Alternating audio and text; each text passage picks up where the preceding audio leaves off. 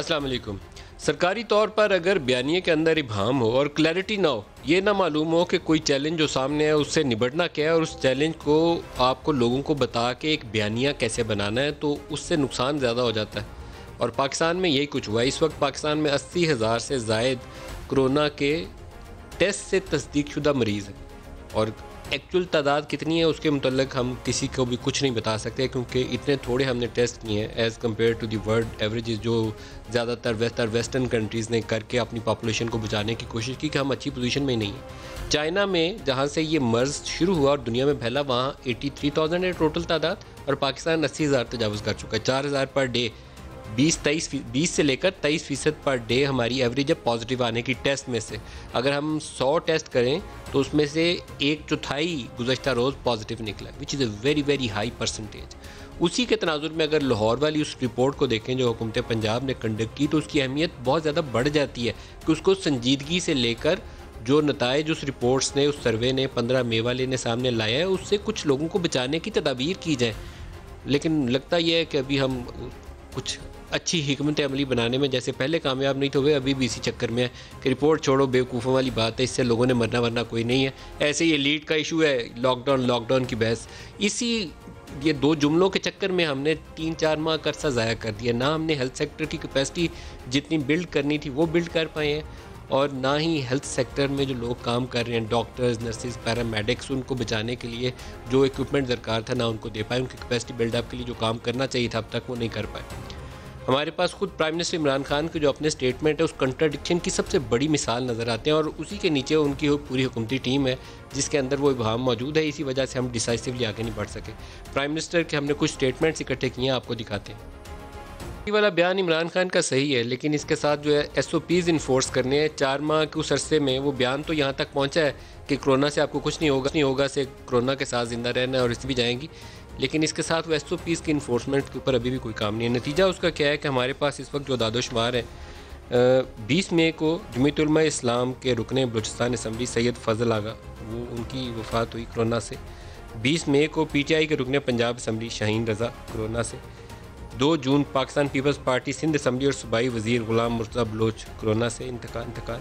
2 جون رکن قومی اسمبلی منیر اورکزئی حرکت قلب بند ہونے سے انتقال ہوئے. یہ کرونا سے ریکور کر رہے تھے اور اس دوران ان کو ہارٹ اٹیک ہوا. 3 جون PTI کے رکن صوبائی اسمبلی میاں جمشید الدین کاکا خیل کرونا وائرس کے باعث انتقال کر کے، اور 3 جون کو وزیر آباد سے لیگی MP شوکت مندوب چیمہ کرونا وائرس کے باعث انتقال کر گئے. کرونا سے طبی عملے کی صورتحال، اس پہ بھی نظر رکھنے کی ضرورت ہے. گزشتہ 24 گھنٹوں میں کووڈ-19 کے شکار ہیلتھ ورکرز 117 نئے کیسز سامنے آ گئے.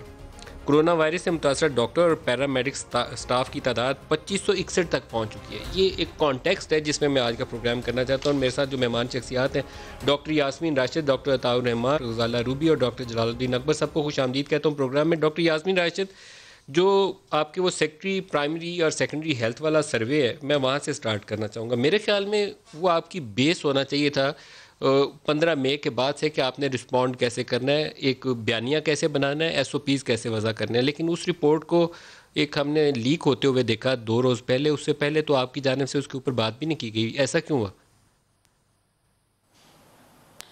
پہلے تو ندیم صاحب، آپ نے جو سارا بیانیہ کیا شروع، تھوڑا سا I would like to disagree with you.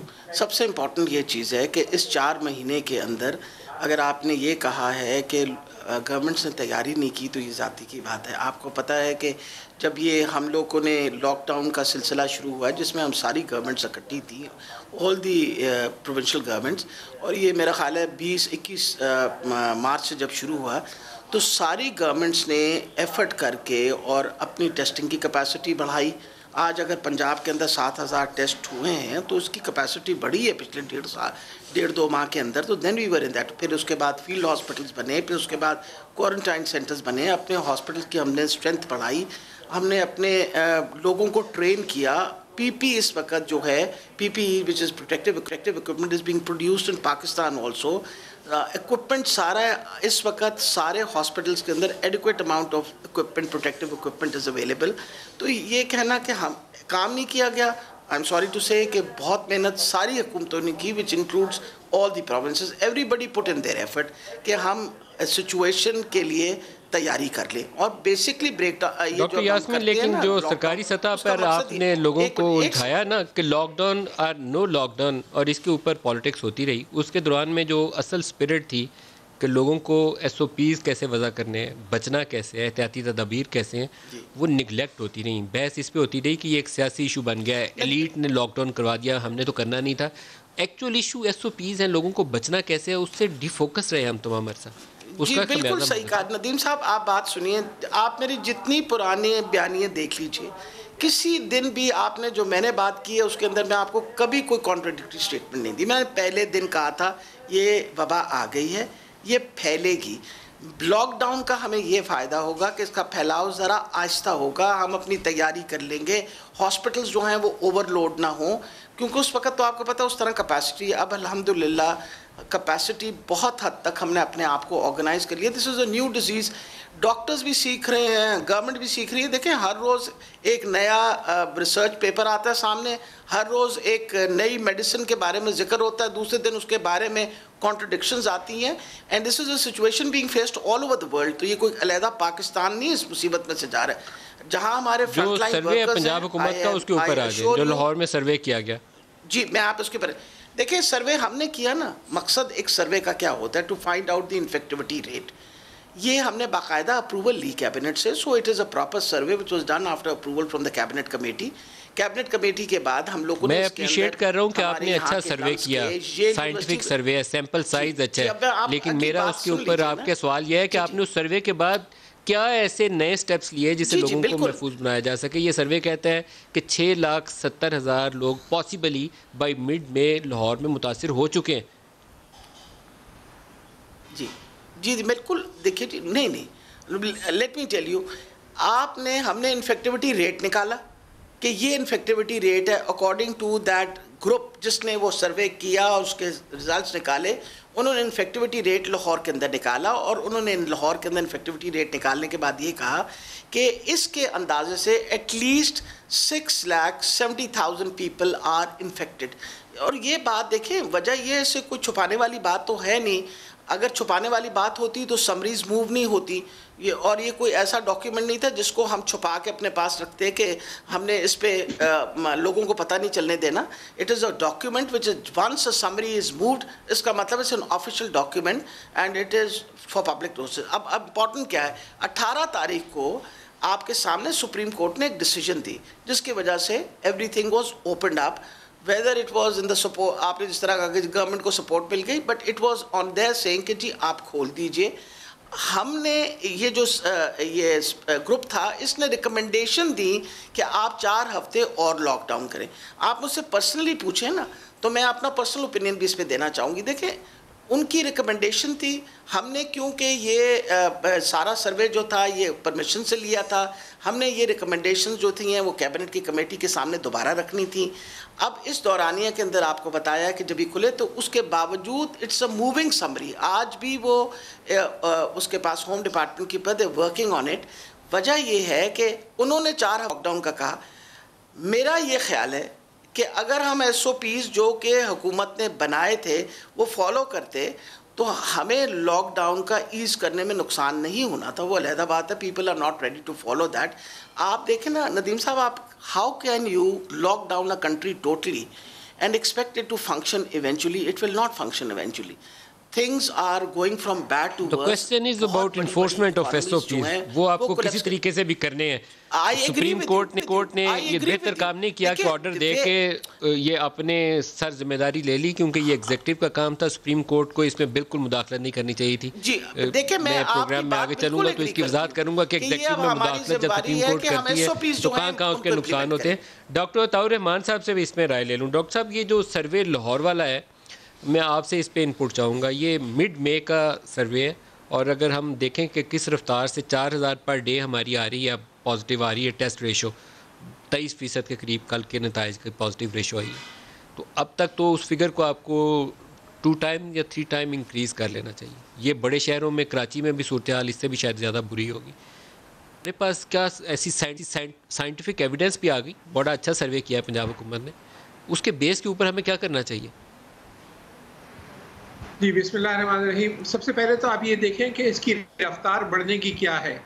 پہلی مئی کو 18,000 کے لگ بھگ کیسز تھے، جو گورنمنٹ کے جو ایکچوئل فگرز ہیں ٹیسٹڈ کی بات کر رہا ہوں، اور پہلی جون کو یہ بڑھ کے تقریباً 74,000 ہو گئے. تقریباً 400% انکریز، 4 فولڈ انکریز، 4 گنا یہ بڑا ایک مہینے کے اندر. اور اس ٹریجیکٹری کو آپ لے کے آگے چلتے ہیں تو اس مہینے جون کے آخر میں جو اسی ڈیٹا کی بنیاد پہ میں کہہ رہا ہوں کوئی 2.5 لاکھ، اور اگلے مہینے جولائی کے آخر میں یہ 7, 8, 9 لاکھ بھی ہو سکتے ہیں.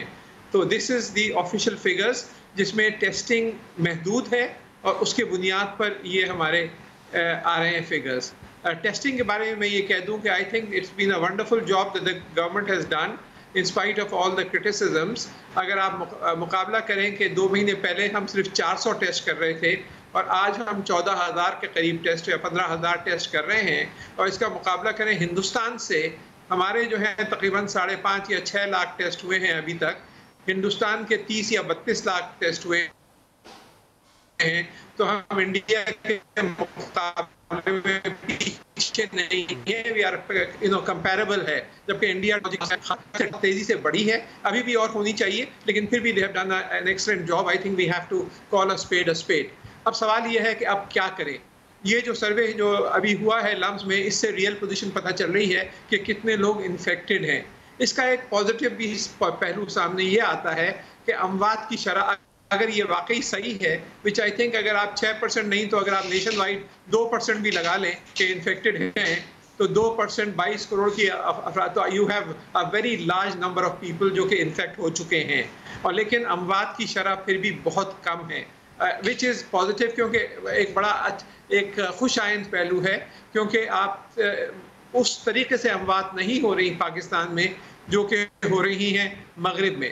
اب اس صورت حال میں ہم کیا ڈاکٹر عطاء الرحمان، آپ کہہ رہے ہیں کہ یہ 220 ملین میں سے اگر ہم 6% سروے والا فگر چھوڑ بھی دیں، صرف 2% ہی دیکھ لیں کہ پاکستان میں اس وقت متاثر ہو چکا ہے، تو 2% ہم نکالیں گے تو یہ we are talking about 5 million people right now. Exactly, it's a very large number of, معنی کہ بہت بڑی تعداد ہو جاتی ہے یہ، لیکن اموات جو ہیں وہ اس کے مقابلے میں بہت کم ہے شرح. تو وچ از اے پازیٹیو سائڈ، کہ اس کے مطلب یہ ہے کہ بہت سارے لوگ جو ہیں وہ یا تو محسوس نہیں ہو رہا، وہ ریکور ہو رہے ہیں، یا سیریس اس کنڈیشن میں نہیں ہے کہ ہاسپٹل ہمارے فلڈ ہو جاتے. So that is a very positive side of اس پورے سلسلے میں. یہ بہت اچھی، لیکن اب کرے کیا، ویکسین نہیں ہے. ڈاکٹر غزالہ روبی ہمارے ساتھ ہیں جو فوکل پرسن ہے کرونا لیب ٹیسٹنگ حوالے سے. ڈاکٹر غزالہ، 17,000 سے زائد ٹیسٹ کیے ہیں کل ہم نے، اور جو اس کا پازیٹیو ٹیسٹ ریشیو ہے that is very very high. اور یہ نمبر ہم نے جو ٹیسٹ کیے ہیں اگر پورے پاپولیشن کے حساب سے دیکھیں تو اگر تعداد بڑھائی جائے تو آپ اس پرسنٹیج کو بڑھاتے چلے جائیں تو نیشنل لیول کے اوپر شاید آپ کو ویسے ہی نمبر ملیں گے جن کا ابھی ڈاکٹر عطاء الرحمان تذکرہ کر رہے ہیں. آپ اس پہ کیا کہتی ہیں؟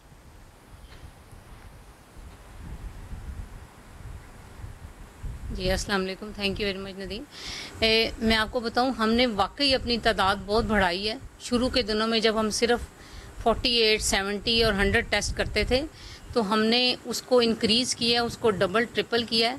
اپنے اگر ہاسپٹل کی بات کروں تو ہم 100 سے 400 پہ آ گئے ہیں، اور government really helped us a lot in increasing the manpower, in providing us the facilities. اور آپ کو بتاؤں، لوگ نیگیٹو تھوڑی زیادہ چیزیں کرتے ہیں، لیکن ہم چونکہ اس سسٹم کے اندر ہیں تو میں آپ کو بڑی پازیٹیوٹی بتاؤں کہ HR ہمیں دیا گیا ہے، ہمیں فنڈز دیے گئے ہیں، اکوپمنٹ کے لیے پوری طرح انیشیٹ کیا گیا ہے. ڈیلی بیسس پہ مینجمنٹ کی میٹنگز ہوتی ہیں جس پہ ہمیں کہا جاتا ہے، اور شام کو ایک پرفارما ہوتا ہے جو ہم نے فل کر کے بھیجنا ہوتا ہے ڈیلی بیسس پہ، کہ آپ کی کتنی کیپیسٹی تھی، آپ نے کتنے ٹیسٹ کیے، آپ کو کتنا HR ریکوائرڈ ہے اور کتنی مشینیں ریکوائرڈ ہیں، اس کو ہم ڈبل کیپیسٹی کو کس طرح اور بڑھا سکتے ہیں.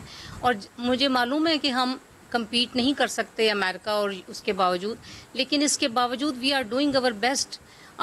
ہم دن اور رات کوشش کر رہے ہیں، ہیلتھ کیئر ورکر جو کہ فرنٹ لائن پر ہیں پوری طرح سے کوشش کر رہے ہیں اور میکسیمم ایفرٹ کر رہے ہیں. ایون ہماری وارڈ میں اگر ایک بھی بندہ کوئی ایک پیشنٹ ایکسپوز ہو جاتا ہے کسی ڈاکٹر سے تو ہم وہ پوری وارڈ ٹیسٹ کرتے ہیں, اور جب وہ نیوز چلاتے ہیں تو وہ کہتے ہیں جی سارے ڈاکٹر پازیٹیو, ساری نرسز پازیٹیو. تو آپ یہ بھی تو دیکھیں نا کہ ہم نے اپنا پوری وارڈ, پورا ہاسپٹل سکین کیا ہے, جس میں میکسیمم اپنے ہیلتھ کیئر ورکرز کو کیا ہے, اور ماشاءاللہ ہمارے آدھے سے زیادہ ڈاکٹرز دوبارہ سے کیورڈ ہو گئے ہیں. اینڈ ویری ہیپی نیوز کہ وہ دوبارہ سے ہماری ٹیم کو انہوں نے اسی طرح جوائن کر دیا ہے اور اسی انتھوزیازم کے ساتھ دوبارہ سے کام کر رہے ہیں. آبویسلی ہم انفیکٹ ہوں گے. اچھا, میں اس کے اوپر ہمارے پاس ڈاکٹر جلال اکبر ہیں, اس سے پہلے کہ باقی آپ جواب دیں, کیونکہ ڈاکٹرز والا معاملہ بڑا سینسٹیو ہے اور اس کے اوپر سب سے زیادہ ہمیں اپروچ کیا جاتا ہے کہ ڈاکٹر اور نرسز متاثر ہو رہے ہیں, ان کے اوپر آواز اٹھائیں. اور ان کی آواز اٹھانا اس لیے ضروری ہے کہ یہ تندرست و توانا اللہ تعالیٰ ان کو رکھے اور صحت مند رہیں, تو یہ باقی لوگوں کا علاج کریں, ان کی جانیں بچائیں. ڈاکٹر جلال صاحب, بہت لارج نمبر ہے جو ہمارے سامنے آتا ہے کہ 2561 لوگ جو تھے وہ اس سے متاثر ہوئے, اور مزید جو نمبر اضافے کی تعداد ہے وہ تو ابھی بھی کافی لارج ہے. ابھی کیا پوزیشن ہے؟ بہت شکریہ. سب سے پہلے تو میں ایک تصحیح کر دوں کہ میں پاکستان پیڈیاٹرک ایسوسیشن سندھ کا پریزیڈنٹ الیکٹ ہوں, موجودہ پریزیڈنٹ نہیں ہوں. اس کے بعد میں آپ کی بات کو, اور جو عطاء الرحمان صاحب نے بات کی, اس کو کنٹینیو کرتے ہوئے بتا رہا ہوں کہ اس وقت آج بھی جو سچویشن ہے سندھ کے اندر, اور جو ہم نے دیکھا کہ جس اسپیڈ سے کیسز بڑھے, خاص طور پہ 26 فروری جیسے سب نے بتایا شروع ہوا, اور ودن 3 منتھ ابھی جیسے آپ نے کوٹ کیا کہ 80,000 پہ پہنچ گئے. اور اس کے ساتھ ہی ہمارے ہیلتھ کیئر پرووائڈر, جس میں ڈاکٹرز بھی ہیں, نرسز بھی ہیں, پیرامیڈکس بھی ہیں, ان کے اندر بھی انفیکشن کی شرح بڑی تیزی سے بڑھی. موجودہ وقت میں جو ہمارے ہیلتھ کیئر پرووائڈر انفیکٹڈ ہوئے ہیں, اس میں سے 56% ڈاکٹر ہیں, 15% نرسیں ہیں, 29% کے قریب تقریباً ہمارے ادر پیرامیڈک سٹاف ہیں. تو یہ بیماری جس طرح شروع ہوئی اور جس اسپیڈ سے پھیلی, اس میں کوئی دو باتیں نہیں ہیں. اور جیسے ابھی سب نے کہا کہ یہ بیماری کوئی پرانی, کوئی قدیم نہیں تھی, یہ بڑی نئی بیماری آئی. اور جہاں تک میرا تعلق ہے, کیونکہ میرا تعلق بچوں کی فیلڈ سے ہے, تو جس وقت یہ بیماری عام ہوئی تو یہ جنرلی کہا گیا کہ جی بچے اس سے متاثر نہیں ہوتے یا کم ہوتے ہیں, اور ان میں شرح اموات بھی کم ہیں. لیکن جیسے جیسے مہینے گزرے اور ڈیٹا ہمارے پاس آنا شروع ہوا, تو ہم نے دیکھا کہ اس میں بڑی تیزی سے تبدیلی آئی, اور بچوں کے اندر بھی یہ جراثیم بہت مختلف انداز سے اور بہت سیویرٹی کے ساتھ اس نے اپنے آپ کو پیش کیا. اور اس وقت بھی سندھ میں اگر آپ انڈر 10 بچوں کو لیں تو 1600-1700 کے قریب بچے اس سے متاثر ہیں. اور جو دوسری چیز جو ہم نے دیکھی, 1600-1700 جی 1600 کے قریب جو ڈیٹا ہے, بچوں کی میں بات کر رہا ہوں, میں اوور آل بات نہیں کر رہا. تو یہ اتنا لارج سپریڈ بچوں میں کیسے ہوا؟ 1600-1700 تو بہت لارج نمبر ہے. یہی میں اسی کی طرف بتانے کی کوشش کر رہا ہوں کہ یہ شروع میں کہا گیا کہ بچے اے سمپٹومیٹک کیریئرز ہیں, اور بچے انفیکشن, کیونکہ اس لیے کہ ڈیٹا ہمارے پاس نہیں تھا. دنیا سے وقت کے ساتھ ساتھ ڈیٹا آنا شروع ہوا. یہاں ہوا 1600 بچوں کو؟ پارڈن, آپ کچھ کہہ رہے ہیں؟ 1600 بچے کیوں متاثر ہوئے, کیا وجہ بنی؟ جی میں نے اس میں دیکھیں دو چیزیں. ہم نے جو یہ دیکھا کہ ہم بہت بات کرتے ہیں ایس او پیز ہماری یہاں پیپرز پہ ضرور بنائی جاتی ہیں, اور وہ پیپر پہ دیکھنے میں بڑی خوبصورت اور بڑی اٹریکٹیو ہوتی ہیں. لیکن گراؤنڈ ریئلٹی یہ ہے کہ اس پہ عمل درآمد جو پریکٹیکلی دیکھیں, میرا نہیں خیال کہ اس پہ کوئی بہت بڑے لیول پہ عمل درآمد ہوتا ہے. میں سندھ کی مثال دوں کہ ریسنٹلی جو ہمارے یہاں 2 بڑے ایونٹ ہوئے, ایک جو ہمارے یہاں عید کے دنوں میں جس طرح لوگ گھر سے باہر نکلے, پھر ہمارے یہاں کچھ مذہبی اجتماعات بھی ہوئے, تو لوگوں نے بچوں کو لے کے جس طرح باہر نکلے, تو ہماری ایز اے ایسوسیشن کم از کم یہ گزارش ضرور تھی کہ کم از کم ہم کچھ ایسے ایس او پیز تو بنائیں کہ ہم ماں باپ کو یا سوسائٹی کو پابند کریں کہ بچوں کو تو گھروں سے لے کے باہر نہ نکلیں ان نیسیسری. آپ نے دیکھا ہوگا تمام میڈیا نے چلایا کہ ماں باپ فریلی اپنے بچوں کو, گود کے بچے سے لے کے چلنے والے بچے تک کو لے کے سڑکوں کے اوپر, مالز میں. اور بچوں میں اس کی ریکوری کیسے ہے, اور سیویرٹی کا آپ نے ذکر کیا, اس میں کتنی اس میں متاثر کرتا ہے برے طریقے سے, اور ریکور کتنا جلدی کر جاتے ہیں؟ جی ریکوری ماشاءاللہ ایک جنرل فگر جو بچوں میں اس کی سیویرٹی ہے وہ بڑوں کے مقابلے میں بہت کم ہے. لیکن جو سیویئرٹی ہے وہ بڑوں سے ذرا ڈفرینٹ طریقے سے ہے. بڑوں میں یہ ریسپریٹری سمٹم کے ساتھ زیادہ آیا, لیکن بچوں میں جو ڈیٹا ہم نے دیکھا اس میں یہ ایکیوٹ گیسٹرونٹرائٹس یعنی کہ الٹی جلاب کے ساتھ شوک کی علامت, جس میں بچے کا بلڈ پریشر ڈکریز ہو کے وہ ایک شوک کی کیفیت میں آیا, اور پھر ایک میڈیکل ٹرم ہے Kawasaki disease. It's sort of ایک امیون پکچر ہے جس میں باڈی کے اندر سیلز جو ہمارے ریڈ سیلز ہوتے ہیں وہ جمنا شروع ہوتے ہیں. تو بچوں میں اس کی بڑی سیویئرٹی آئی. اور پھر ریسنٹلی آپ نے دیکھا ہوگا بھی لاہور میں ہمارے اپنے کولیگ ڈاکٹر کا ینگ بیٹا میڈیکل اسٹوڈنٹ جو ینگ چیپ تھا, وہ ایک نئی طریقے سے اس کی ڈیتھ ہوئی جس کو وائرل میننجائٹس کہتے ہیں, کہ دماغ پہ پہنچا. تو یہ جو جس تیزی کے ساتھ یہ وائرس اپنے آپ کو تبدیل کر رہا ہے یا اس کی نئی پریزنٹیشن آ رہی ہیں, وہ ایک بڑا الارمنگ سائن ہے. جنرلی بچے اس کو اب تک مائلڈ فارم میں ہی لیتے ہیں اور رسپونڈ کرتے ہیں. ڈاکٹر یاسمین کے پاس جاؤں گا. جی یہ ڈاکٹر یاسمین, بچوں والے یہ اعداد و شمار میرے لیے نئے ہیں, میری نظر سے نہیں گزرے. آپ تو شاید بہت بہتر پوزیشن میں ہوں کہ اس پہ زیادہ روشنی ڈال سکیں. بالکل, یہ ڈاکٹر صاحب نے صحیح فرمایا ہے کہ یہ پہلے جب ہم when we started off with the disease تو یہی کہا گیا تھا کہ شاید بچوں میں اس کا اتنی تعداد نہیں آئے گی, لیکن بچوں میں بھی انفیکشن ہوتی ہے. اور جو انہوں نے فرمایا یہ بالکل صحیح ہے. اس کا طریقہ وہ جو جس طرح سے وہ سامنے آتی ہے, it is not in a form of a respiratory disease, it's more in a form of a diarrhoea اور بچوں کو گیسٹرونٹرائٹس کے ساتھ. لیکن الحمدللہ بچوں کی بھی ریکوری ریٹ بہت اچھا ہے. پھر بھی اے ٹپکل قسم کے you will come across cases جن کی ابھی تک ہمیں سمجھ نہیں ہے.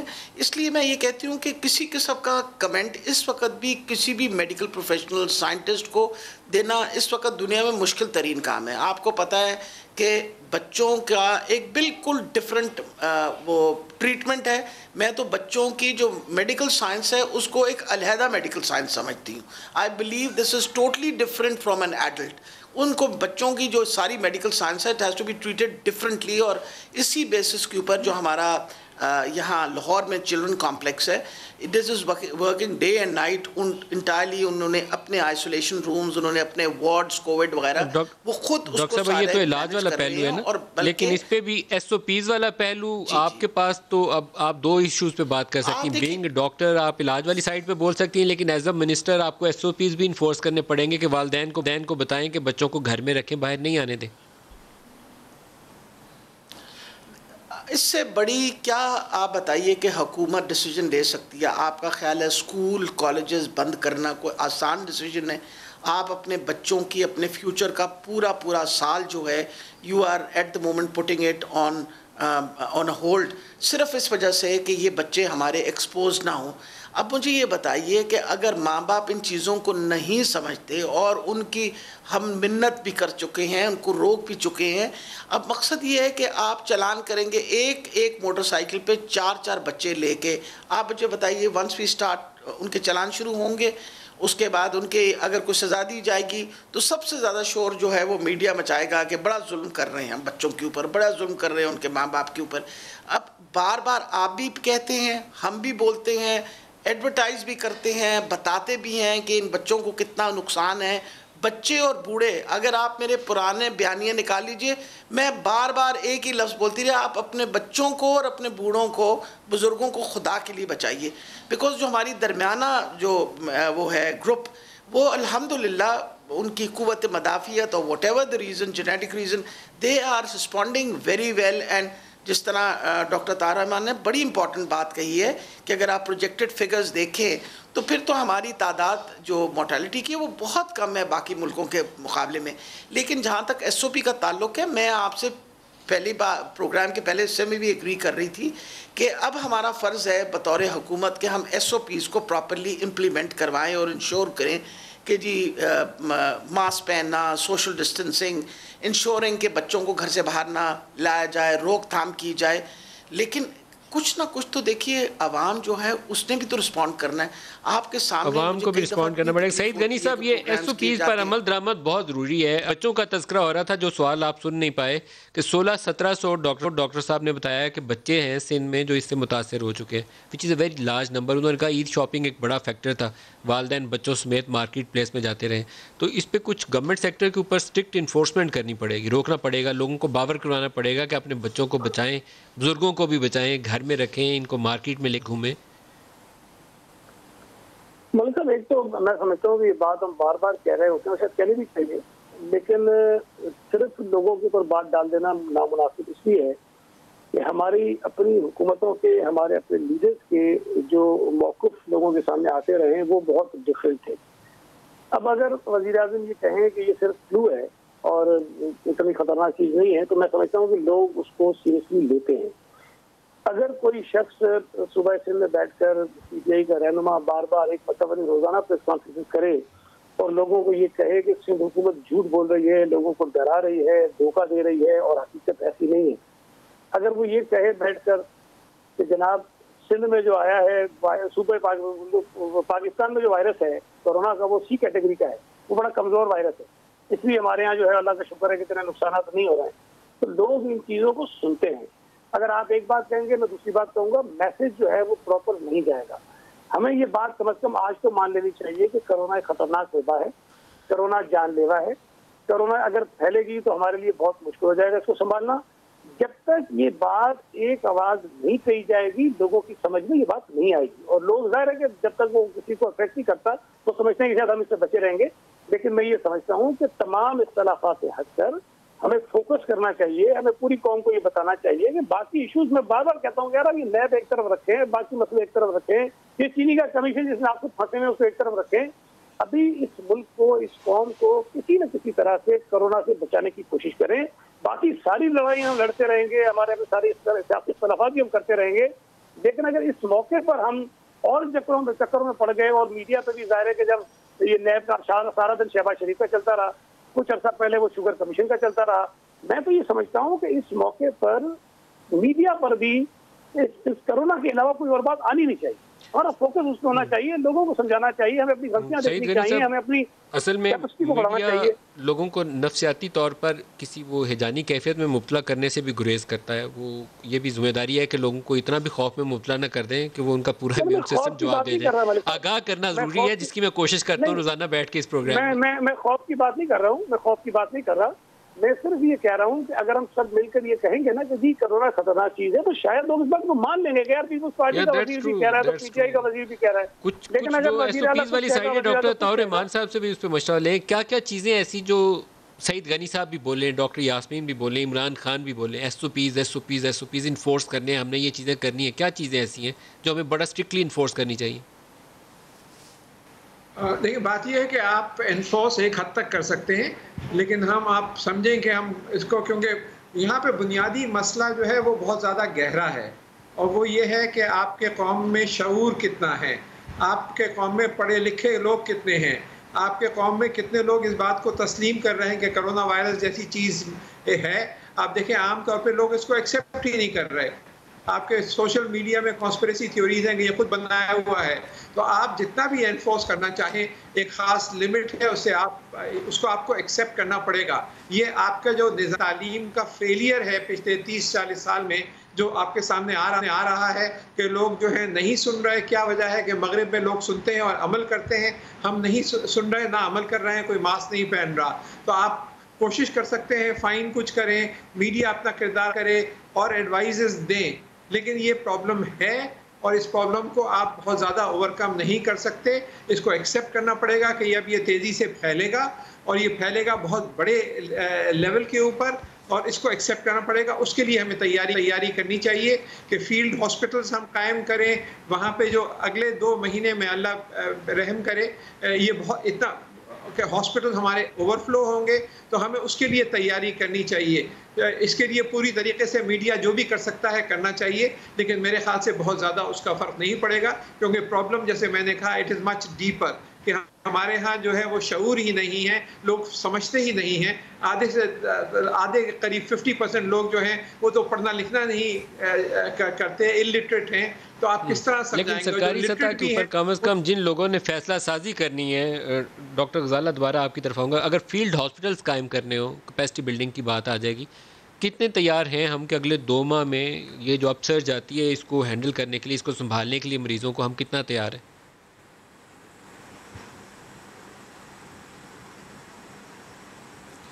पहले थोड़ी सी मैं आपकी बात करूं with the continuation of doctor Yasmin Rashid and doctor अता कि बीइंग अ रिसर्च डायरेक्टर कि ये एक आरएनए वायरस है, सिंगल स्टैंडर्ड है, बड़ी तेज़ी से म्यूटेट करता है, उसकी डिफरेंट जीन्स हैं, पहले एक जीन थी, दूसरी जीन थी, तीसरी जीन थी, अब हम मल्टीपल जीन्स के साथ हैं और अब हमें नहीं पता कि इसने और कितनी शेप्स चेंज करनी है। यही वजह है कि इसकी वैक्सीनेशन अभी तक अमल में नहीं आ सकी। People are doing their best, लेकिन अभी इसको इट टेक अ ईयर जब तक ये साइंटिफिकली डिफरेंट रीजन्स पर जियोग्राफिकली जेनेटिकली इसकी टेस्टिंग नहीं होती, क्योंकि हर जगह पर इसकी इम्प्लीकेशन डिफरेंट है। उसका कैसे रिस्पॉन्ड है, अभी उन्होंने बताया कि पेशेंट रिस्पॉन्ड डिफरेंटली, जो जो जीन बदलता है उसकी पेशेंट की कैफियत जो होती है वो डिफरेंट होती है, उसकी सिम्टम्स साइन और सिम्टम ही डिफरेंट होते हैं। तो इसलिए अब मैं आपको बताऊं, पहले लोग 1 या 2 जीन्स टेस्ट कर रहे थे, अब हम ORF कर रहे हैं जो ओपन रीडिंग फ्रेम है, जिसमें हम मल्टीपल जीन्स की टेस्टिंग करते हैं कि अगर कोई भी जीन उसमें मौजूद है तो वो उसका टेस्ट हो जाए ताकि हमें पता चल जाए और एग्जैक्ट फिगर आ जाए कि एग्जैक्टली ये उस जीन से या उस रेशो से पॉजिटिव है। तो इसकी म्यूटेशन चूँकि हो रही है और अभी होगी, और इसलिए इसकी vaccination is not an easy task. और आरएनए वायरस की जितनी भी डिजीज़ हैं जैसे C है, HIV है, उसकी वैक्सीनेशन वाकई एक बहुत बड़ा चैलेंज है। एक बात, और दूसरी कि आप हॉस्पिटल्स का कह रहे हैं, तो हॉस्पिटल्स की कैपेसिटी जो है हम अपनी पूरी कोशिश कर रहे हैं, हम अपनी दूसरी वार्ड्स को भी कोरोना के लिए डेवलप कर रहे हैं, डेली बेसिस पे बेड बढ़ा रहे हैं, हमारे पास वेंटिलेटर्स और कुछ आ गए हैं, हमने उनकी तादाद बढ़ाई है, अपनी टेस्टिंग कैपेसिटी बढ़ाई है, 1-1, 2-2 इक्विपमेंट्स और ख़रीदे हैं, और थोड़ा सा HR हमें दिया है गवर्नमेंट ने, जो कि उन्होंने इमरजेंसी लेवल पे हायर किया है सिर्फ कोरोना के लिए। डॉक्टर जलाल से भी उसकी वजह से हमारी testing capacity day and night बढ़ रही है। प्रोफेशनल जो है डॉक्टर, 100-200 कर रहे थे, हम 500 पे चले गए हैं। इतनी गुंजाइश मौजूद है कि ये तादाद जितनी देखी जा रही है कि 2 महीने में बढ़ सकती है, उसको हैंडल कर सकेंगे, या उस पर भी काम करने की साथ साथ जरूरत है? जी, ये बहुत अहम आपने बात की है। देखें, हमारा हेल्थ सिस्टम ये एक बहुत बड़ा चैलेंज है, इस पे मैं आपको कुछ भी नहीं कह सकती। ये हमारा जो हेल्थ सिस्टम, डॉक्टर जलाल जी, जो हमारा हेल्थ सिस्टम है, ये किसी से ढका छुपा बहुत बड़ा नहीं चैलेंज है। होगा, वो जब आएगा तो पता चलेगा। ये सबके सामने है, ये कोई नई चीज़ नहीं है। एक तो एक डिजीज़ आया, एक नया आया, तो हम सब एक्सपोज हो गए इसके अंदर आके, और हमें पता चला कि हमने अपने प्रीवियस एक्सपीरियंस से, मुख्तलिफ बीमारियों से कोई इतना बहुत सीखा नहीं, हमने अपने हेल्थ के ऊपर वो प्रायोरिटीज़ नहीं दी जिसकी खमियाजा आज हम भुगत रहे हैं। बहुत सीरियस सिचुएशन है, हेल्थ केयर प्रोवाइडर्स की तादाद इतनी नहीं है जिस प्रोपोर्शन से हमें नज़र आ रहा है कि ये डिज़ीज़ बढ़ेगी और फैलेगी। इसके अलावा आप ये भी देखें कि अगर आप डेटा लें, यकीनी तौर पे पंजाब में भी यही हो रहा है, सिंध में हो रहा है, कि बड़ी तेज़ी से डॉक्टर्स इसका शिकार हो रहे हैं, जैसे मैंने बताया पैरामेडिक शिकार हो रहे हैं, और जब एक डॉक्टर और ये उसकी टीम जाती है तो एक बहुत बड़ा काम करने का फोर्स कम हो जाती है। इसके अलावा पाकिस्तान के अंदर इस बात की गुंजाइश मौजूद है कि वो बच्चे जिन्होंने अभी रिसेंट पास्ट में MBS कंप्लीट किया हो या हाउस जॉब पे हो, तो उनको आप इंडक्ट करके ट्रेन कर सके फौरी तौर पर इस काम के लिए? जी बिल्कुल, इस पे भी बहुत काम हो रहा है। हमारे यहाँ जो यंग डॉक्टर्स हैं वो लोग बड़े फाल हैं इस मामले के अंदर, और उनको भी इंडल्ज किया जा रहा है। लेकिन इसमें 2-3 चीज़ें हमें देखनी है कि हेल्थ केयर प्रोवाइडर का मोरल कैसा है। ये एक बड़ा इंपॉर्टेंट चीज़ है। जैसे हम अपनी फ़ौज के लिए कहते हैं मोरल बुलंद है, तो इस वक्त जो हेल्थ केयर प्रोवाइडर हैं, आपको उनके मोरल को भी देखना होगा कि वो कहाँ स्टैंड करते हैं। 2 चीज़ें जो हेल्थ केयर प्रोवाइडर्स के मोरल को बुरी तरह मुतासिर कर रही हैं, एक वो जो मीडिया मुहिम चली हुई है, आपने देखा होगा किस टाइप की नेगेटिव बातें हैं कि जी अस्पताल में डॉक्टर जहर का टीका लगा रहे हैं, और डॉक्टर जो हैं वो पैसे लेके मरीज़ को पॉजिटिव कर रहे हैं और डॉलर्स में पैसे ले रहे हैं। तो इस किस्म की जो ये नेगेटिव न्यूज़ हैं, ये एक तो देखें डॉक्टर या वो ऑलरेडी हाई रिस्क जॉब कर रहा है, उसके साथ उसके यंग डॉक्टर्स भी। मेरे पास एक ब्रेक करीब आ रही है, लेकिन ये जो आपने कहा ना कि वो डॉक्टर जहर का टीका लगाते हैं या वो जो पैसे लेकर उसको पॉजिटिव डिक्लेयर कर देते हैं, मेरे ख्याल में ये जो सोशल मीडिया साइट्स जहाँ पर ऐसी फॉल्स न्यूज़ फैलाई जा रही हैं, PTA को, गवर्नमेंट को उनको बटारगेट करके चेक करके उनको पता करना चाहिए कि कौन लोग हैं, क्योंकि वो उन लोगों के इलाज में रुकावट का सबब बन रहे हैं, मसाइल पैदा कर रहे हैं। उसी के नतीजे में हमने हॉस्पिटल्स पे अटैक होते देखे। ब्रेक ले लें, हमारे साथ रहिएगा।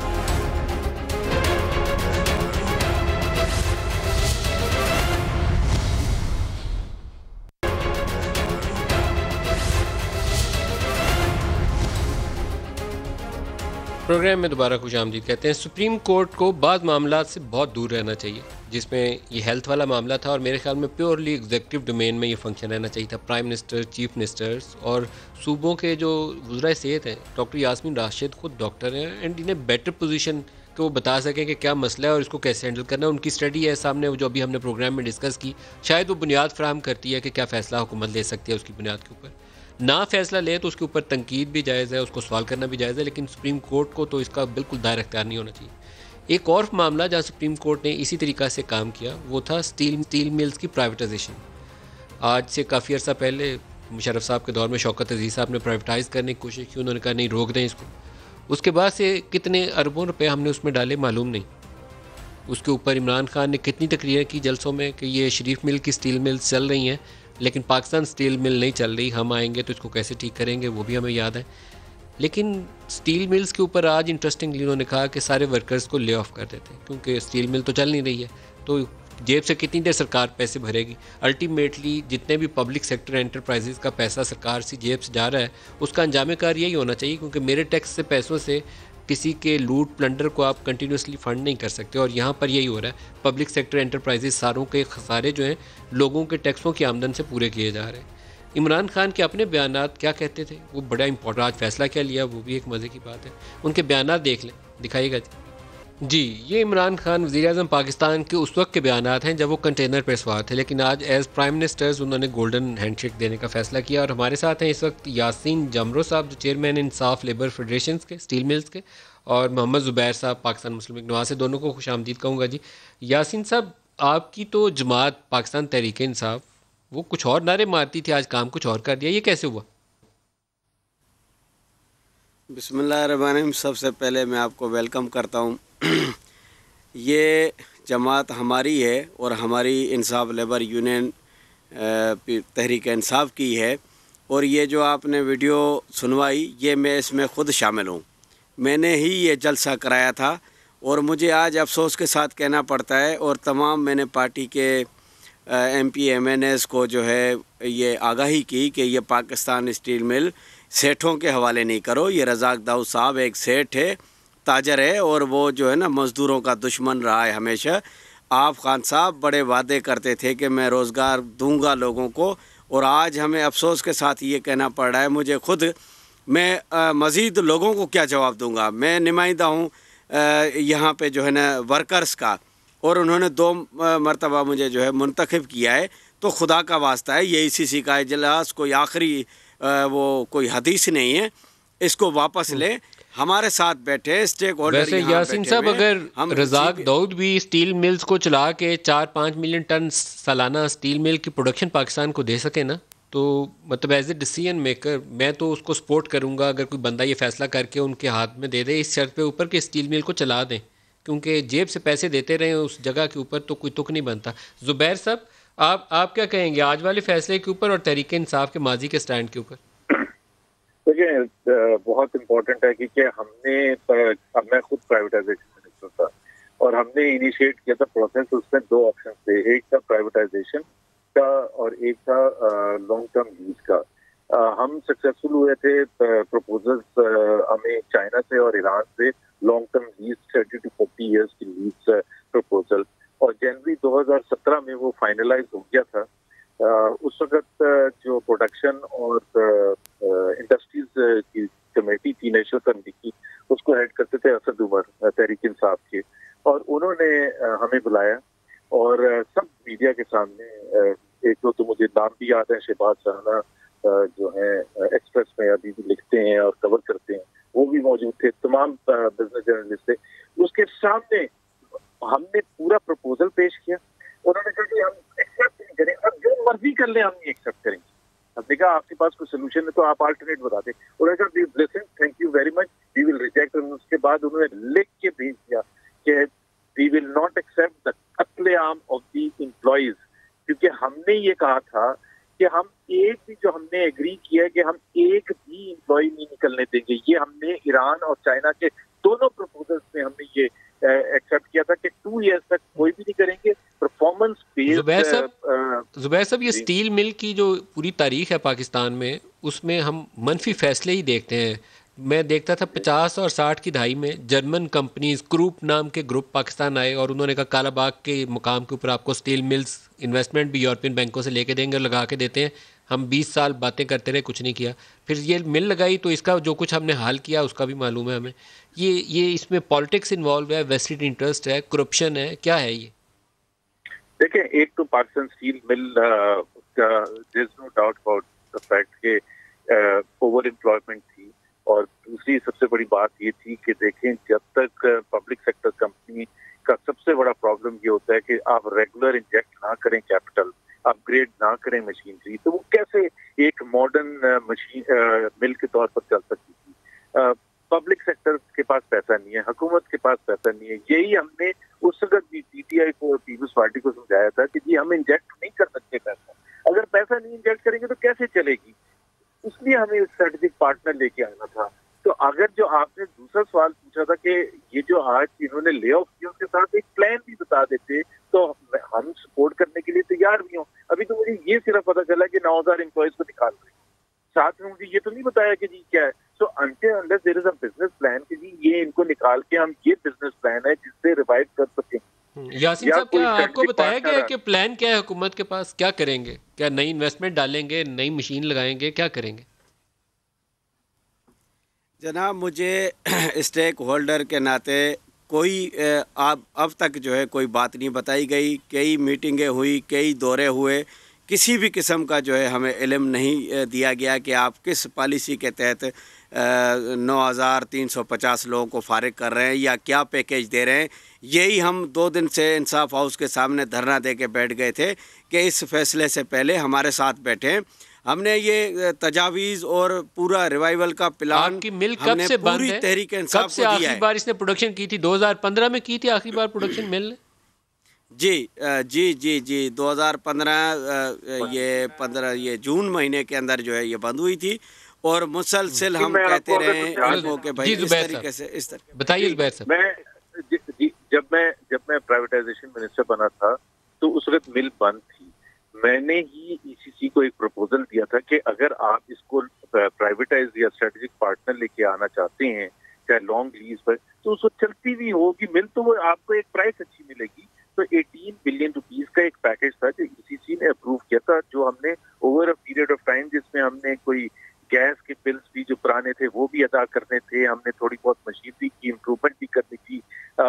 ظاہر ہے را مٹیریل خریدنا تھا, 9 بلین کا تو صرف را مٹیریل تھا جس کے بیسس پر, تو ہم اس کو تقریباً 44% کیپیسٹی تک لے کے چلے گئے تھے جون 2015 تک.